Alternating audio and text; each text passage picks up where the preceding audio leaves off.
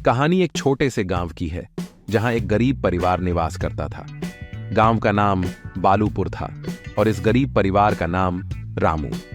रामू का सपना था कि वह एक दिन बड़ा आदमी बनेगा और अपने परिवार को सुख शांति देगा। रामू का परिवार बहुत गरीब था, लेकिन रामू को हमेशा अपने सपनों की ऊंचाई पर जाने का शौक रहा।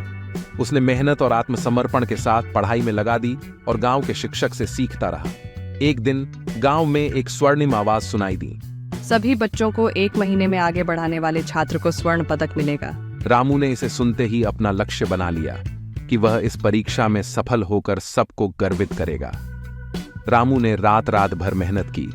उसने अच्छी तैयारी की और सभी विषयों में मास्टर बन गया।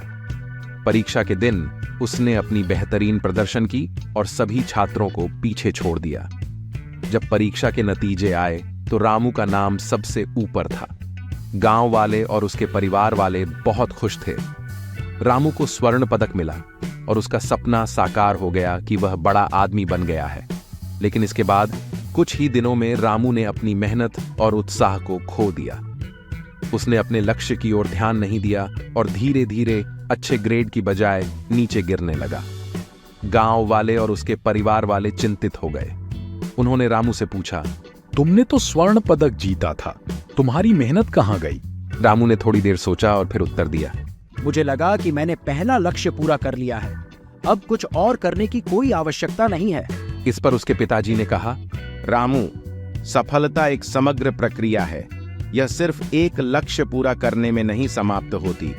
तुम्हें हमेशा नए लक्ष्यों की ओर बढ़ते रहना चाहिए और मेहनत और समर्पण के साथ काम करना चाहिए। रामू ने अपनी गलतियों को समझा और फिर से मेहनत और उत्साह के साथ पढ़ाई में लग गया। वह नए लक्ष्यों की ओर बढ़ता रहा और हर बार सफल होता गया। कुछ सालों बाद रामू ने एक अच्छी सीधी कंपनी में नौकरी प्राप्त की।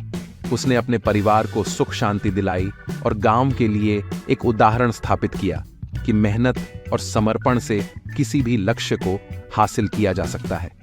इस कहानी से हमें यह सीखने को मिलता है कि सफलता एक समग्र प्रक्रिया है जो हमेशा मेहनत और समर्पण के साथ आती है। हमें अपने लक्ष्यों की ओर बढ़ते रहना चाहिए और अपनी मेहनत को कभी भी हार नहीं माननी चाहिए।